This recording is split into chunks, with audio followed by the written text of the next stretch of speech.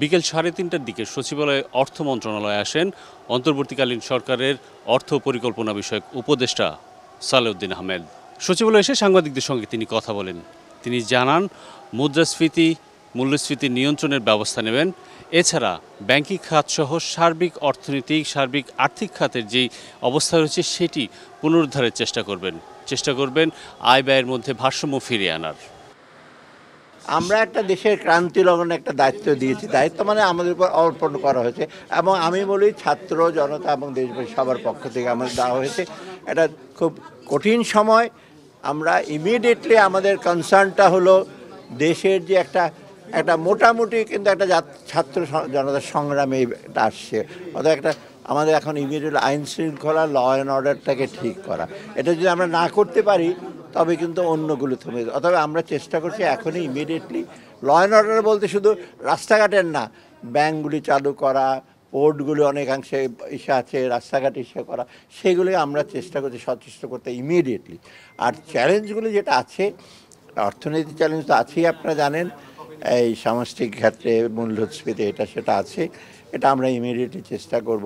মোট কথা আমাদের দৃষ্টিভঙ্গি, বিশেষ করে আমার হলো, যেটা অর্থনীতি যদি একেবারে থমকে যায়, মন্থর হতে পারে কোনো কারণে, আমাদের বিজনেস মন্থর হয়, কিন্তু এটা থমকে গেলে কিন্তু এটা স্টার্ট করা গাড়ির মতো, এবার বন্ধ হয়ে গেলে কিন্তু অনেক সময় লাগে স্টার্ট করতে, বা এনার্জি লাগে, ব্যাটারির উপর চাপ পড়ে।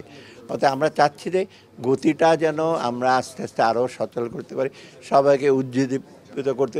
আর বাংলাদেশের একটা সুবিধা কি, বাংলাদেশের লোক কিন্তু অফুরন্ত কর্ম ইসে আছে, শুধু হয়তো কিছু দু একজন, আরে কিছুটা আমার মনে হয় নেতৃত্ব বা ম্যানেজমেন্ট ব্যবস্থা করার কারণে হয়তো তারা সবাই আছে, সবাই মিলে আমরা অতি দ্রুত ইমিডিয়েট সমস্যাগুলি সমাধান করি এবং সামনে এগিয়ে যাওয়ার জন্য আমরা একটা মসৃণ পথ করে যাব। আমরা তো খুব একেবারে বেশি দিন আমরা থাকার ইচ্ছা নাই, করে যে পরবর্তী পর্যায়ে বাংলাদেশকে কিন্তু আরও দ্রুত নিয়ে যেতে পারে।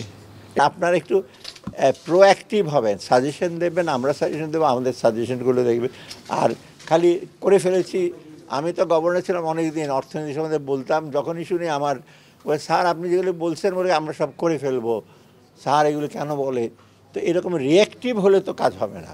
10টা কথার মধ্যে অ্যাটলিস্ট আমার 2টা কথা সত্য, আর ওয়াই বলেছে আরও 2টা কথা সত্য, বলে না ওনারা হলো আমরা সব করে ফেলেছি, সব হয়ে গেছে। আমি বলবো না, রিসেন্ট অভিজ্ঞতা তো আমার হয়েছে, সবার সামনে বসছি, মন্ত্রী ছিলেন, আমি তো একটা কথা স্যার এটা করে ফেলেছি, আর মন্ত্রী মহোদয় তো শান্তশিষ্ট লোক ছিলেন, আমি মানে এককালে আমার টিচারও ছিলেন, করে ফেলেছি। আরে আমি কি বললাম, এটা করে ফেলেছি, আমি কোনো চিহ্ন তো দেখলাম না। তো একটু আপনার সহযোগিতা করবেন যে আমরা কাজটা করতে পারি।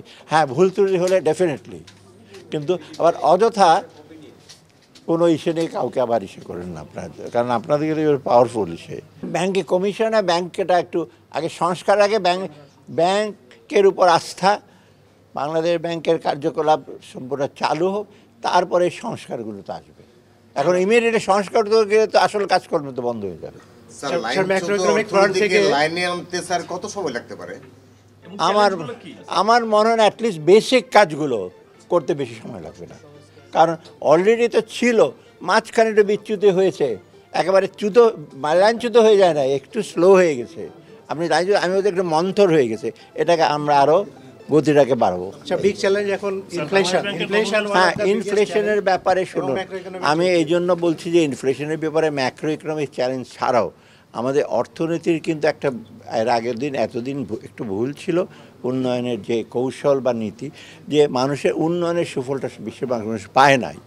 আপনারা উপরের দিকে দেখেছেন গ্রোথ বেশি হয়েছে, আমি তো অর্থনীতি ছাত্র, গ্রোথ হয়েছে কিন্তু ভেতরে গ্রোথের ফলটাকে কে পেয়েছে? গ্রোথটা সোজা ক্যালকুলেট করেন, এত ইন্ডাস্ট্রিতে গ্রোথ হয়েছে, কিন্তু কোন সেক্টরেতে গ্রোথ আসছে, কাদের কাছে টাকাটা আছে, যেটা হয়। অর্থাৎ আমরা চাচ্ছি সমতা ভিত্তিক ন্যায্য একটা ইসে করতে, আয়ের সংস্থান লোকের বাড়ুক এবং বাজারে যেটা মূল্যস্ফীতি হতে যত সম্ভব কমো, মানুষ জীবন এবং জীবিকার ব্যাপারে আমরা যথাসম্ভব চেষ্টা করবো। সব মানুষের পদত্যাগ উনি দিয়েছেন, সেটা গ্রহণ করে আমি একা ডিসিশন দেবো না। আমি দেখি কালকে তো মিটিং আছে, আমরা দরকার এটা ডিসিশন, কারণ গভর্নরের পোস্টটা তো এটা একটু সেন্সিটিভ, মানে দিয়েছেন সেটা ঠিক আছে, উনি দিয়েছেন এবং অন্যদিকে আর নতুন কি আসবে, এখন তাকে নিয়ে কি করব, তার কি করব, এটা করতে গেলে তো বাংলাদেশ ব্যাংক তো, কারণ বাংলাদেশ ব্যাংক বা বাংলাদেশের যে কোনো রুলস নর্মস নিয়মকানুন যথেষ্ট আন্তর্জাতিক মানে, কিন্তু সেটা মানা হয় নাই।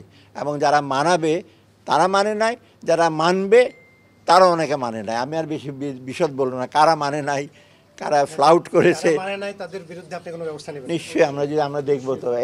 এই নিজার্ক রিয়েকশন আমি করব না, বিশেষ করে আমি আপনারা দেখবেন বাংলাদেশ ব্যাংক থাকতে আমি সার্কুলার একটা দুইটা দিতাম।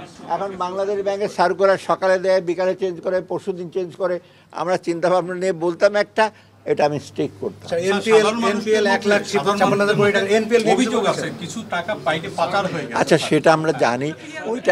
ওইটা তো প্রসেস আছে, তথ্য লাগবে, তারপর যাদের সাথে যোগাযোগ করে এটা করতে আমরা করবো। ঋণ খেলাপিতে যারা জর্জরিত তাদের ব্যাপারে কি ধরনের সিদ্ধান্ত? টাকা বিদেশে যাওয়ার বা ফিরিয়ে আনার পর কি উদ্যোগ? আর সে ঋণ খেলাপির ব্যাপারে তো যথেষ্ট আপনার অভিজ্ঞতা আছে।